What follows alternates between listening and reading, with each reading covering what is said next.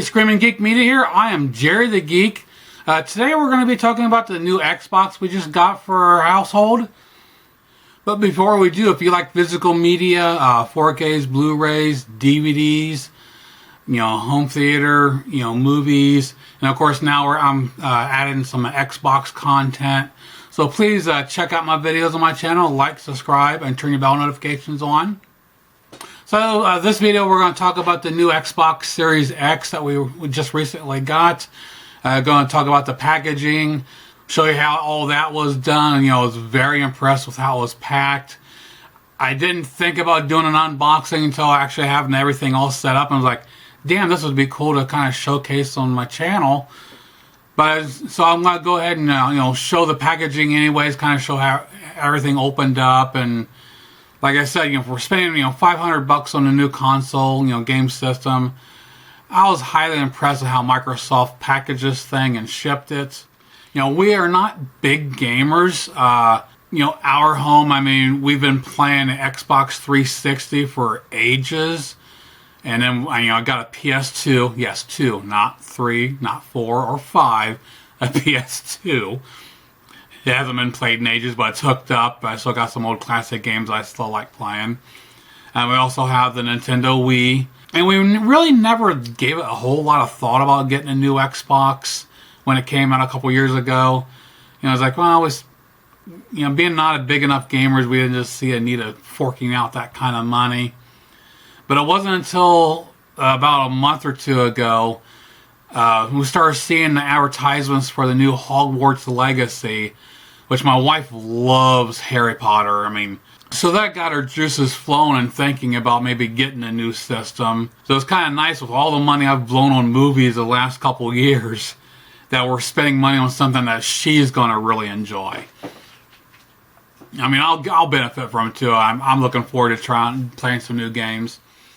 I'm not into the first-person shooter games and any of that stuff. My cup of tea is kind of things that are fun, old racing games. Like from the 360, I think one of my all-time favorites is Burnout Revenge. That's a freaking ride to play. I used to play that with my friends years ago.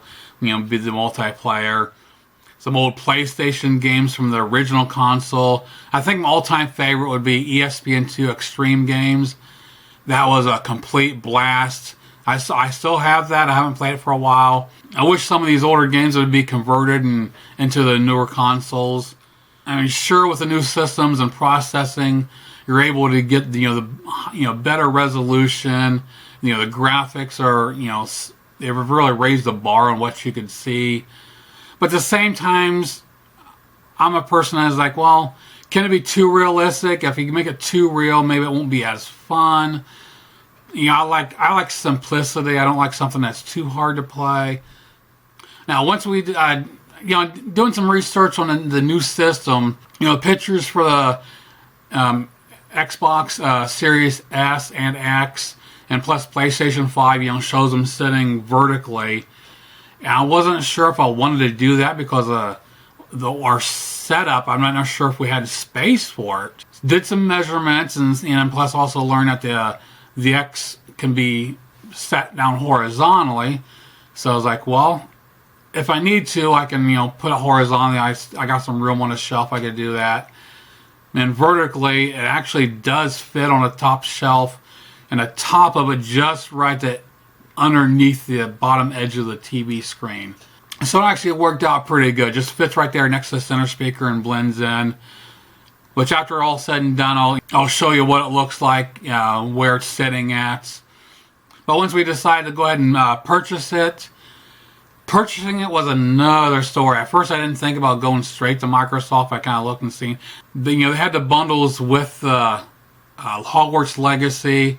But I wanted to get separate. I wanted to try to save some money. So I thought about eBay. They had like a $15, $20 cheaper to get the game. So I was like, well, let's buy that individually and then just buy the base console. And they weren't available on Microsoft.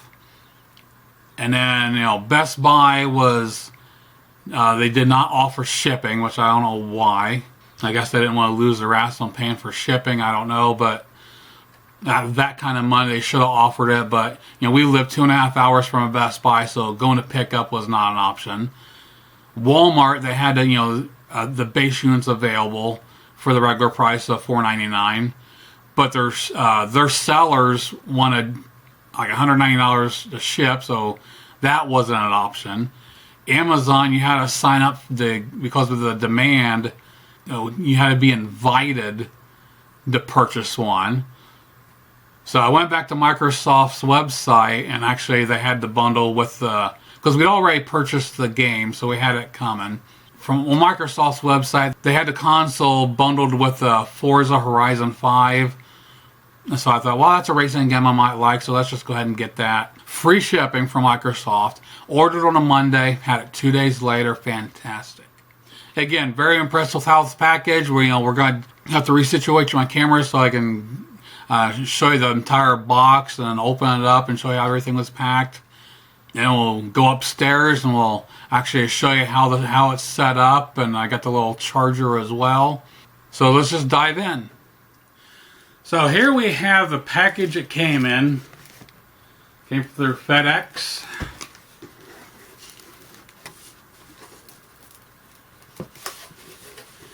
Packed in with the spacers on each end.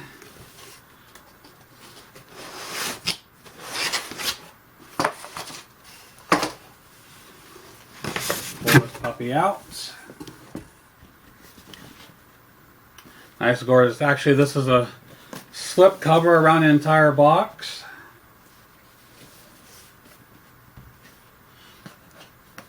And what's nice that the tape that they put, there's a spot on a tape that actually doesn't have adhesive. It has a little arrows to tell you that's where to pull them up. So that cover comes right off. And here we have the actual box.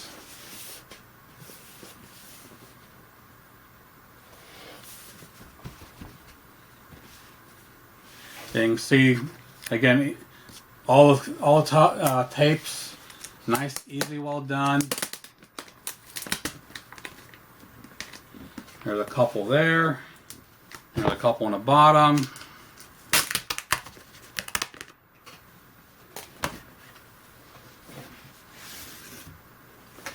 Flips open. And it has all this nice foam padding around the entire things. And there's a little card. Talk about the controller and whatnot, what's all in it. And then the console was actually wrapped up in all this. Really nice, it was like gift wrapped, really. And this was like just a little, that was all around that. Again, you can just see all the amount of foam in here to protect it during shipping. Then you flip this up. Get the booklets, HDMI cable, which I'm going to keep in there because I'm using my old one, so I didn't see no need of switching that out. And the controller was in that little compartment there.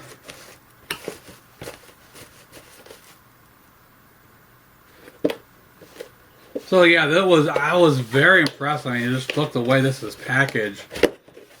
There's really no way to get this. You'd have to take a hell of a beating to have that console damaged with the amount of foam to protect it. This is really sweet. And this is nice hard cardboard too. Now for charging, you can get Microsoft actually has a little rechargeable battery to put in your controller along with a cord where you can actually plug it into USB. So if you're playing a game, if you're getting low, getting ready to die or something, you actually plug it in and keep playing. I didn't want to go that route, so on their website, they actually got the brand name Power A that's actually certified by Xbox, but they didn't have any available. So I just got this through Amazon. It's a dual charger. Comes with a charging base, a power cord, both batteries, and the battery backs for the controller for both Xbox One and Series S and X. So I'm guessing something about the battery, the way controllers are, they're just a tad different. So you got different packs that go along with it. But the rechargeable battery is supposed to last you 30 to 40 hours. And it has little lights on the front of the charger. When you first put it on there, it's orange. And when it's fully charged, it turns white and it's very bright. And I was like, holy shit. It's almost like someone turned a flashlight on. So that being said, we'll run upstairs and give you a quick look of what the console looks like. Where we got it situated and everything. So hold on to your butts. And so here we have our overall home theater set up. You can see the menu screen on the Xbox. Here we'll take a closer look.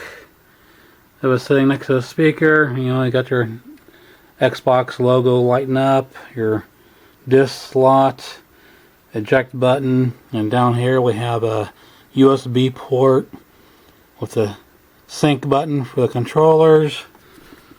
Of course, we got our charging stand right next to it. And it charges two controllers. When you put it on, it lights up orange there and turns white when it's charged. Now on the back here you can see the power cord, got the HDMI in there and the Ethernet cable. I chose to keep it wired so I don't have to worry about crappy Wi-Fi. There's also the expansion slot and two USB ports on the back. And we got some venting on the back up there. And of course on top you got the pretty green underneath all the vents there. So I hope you enjoyed my introduction to the new Xbox Series X. Took some getting used to. Well, I was still there's a lot to learn. I mean, considering I'd never had an Xbox One, so going from a 360 to this, there's a huge learning curve here. I mean, I swear, getting this set up in the games, a computer is easier to get set up than this damn thing. It's crazy. Some initial thoughts are, I have to look past some things. One of the things that, because I chose this one over the S because I wanted to have the physical games. But then upon, the Hogwarts Legacy was the first Series X game we've actually owned. So I'm so used to, I'm old school, the old 360s and PlayStations. Pop a game in, start playing it right away. Here you pop a game in, it needs to be installed. And I started getting pissed. I was like, what the fuck? I got a disc. Why do I need to install? Can't I just fucking play it? But then I started doing some, so I went online, did some research, and seen some different reasons of why that happens. Is one of them is one reason is the processing power. The CPU inside the console is so powerful it can read the game info quicker on the hard drive than reading it from the disk. So it helps the game run smoother. So I can understand that. And another thing I didn't realize it until after loading the Hogwarts game was capacity. There was only, I forget how much it was. I mean, because it installed what was off the disk, but then after that it needed to download more, and it basically took all freaking day to get the game, playable. And because of the capacity of a disc, I don't know. I know when it comes to movies, the 4K, the Blu-ray disc used, they have a BD50, a 66, and 100. Which is a capacity. You can get 100 gigabytes on one disc for 4K movies. As far as, I don't know if the game companies use those same style Blu-ray discs or if they're different. Being, I'm not a game geek like I am a movie geek. So please, if you guys have any information, comment below. I don't know if they use the same types of a Blu-ray disc, but yeah, capacity I think is a big issue.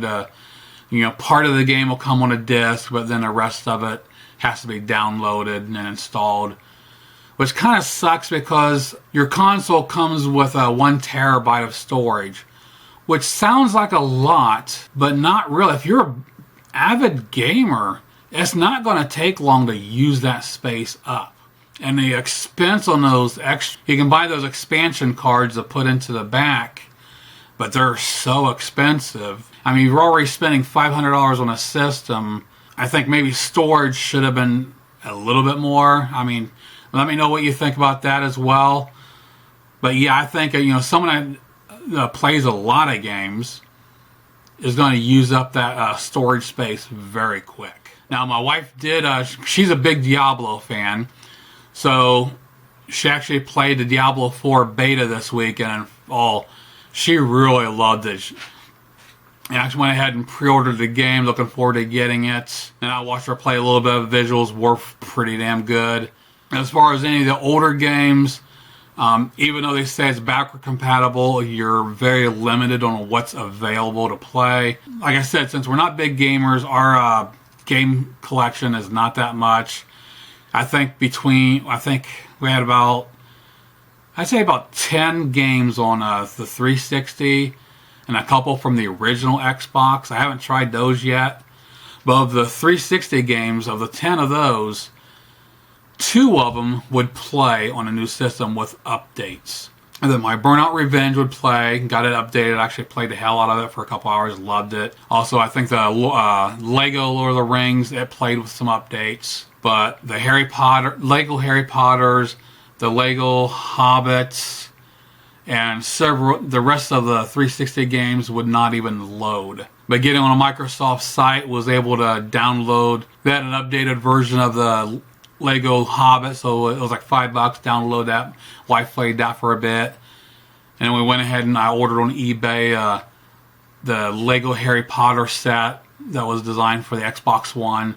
So from what I've seen, everything that was from Xbox One is playable on the Series X and S. So now if looking at games, I can kind of look at that, since I know 360 games are very limited. So that pretty much wraps it up. So yeah, check out my other videos on my channel. Like, subscribe, turn your bell notifications on. For any new people out there that don't know my channel, you kind of stumbled across this through the Xbox. My main focus has been movies, 4K reviews. I do discussion videos, unboxings here and there. I do custom covers. And so, but now I'm going to go ahead and throw some Xbox content on there as well. I'm part of this big community about physical media. I personally love it. Love movies, having a collection of movies. So, if that's something you're interested in, definitely check those out. So I hope to see you again. Geek out.